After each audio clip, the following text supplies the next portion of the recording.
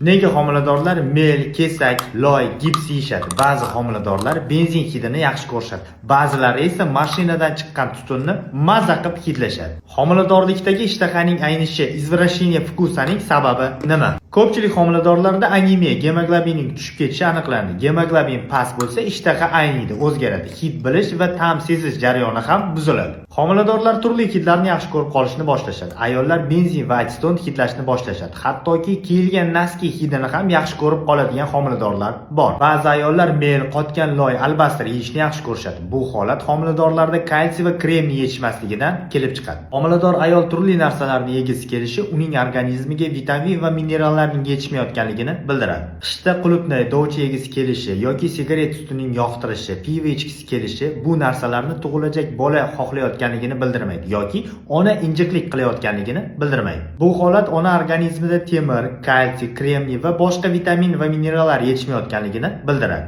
Sizchi homiladorlik vaqtingizda nimalarni yeyishni xohlagansiz va nimalarni yegansiz?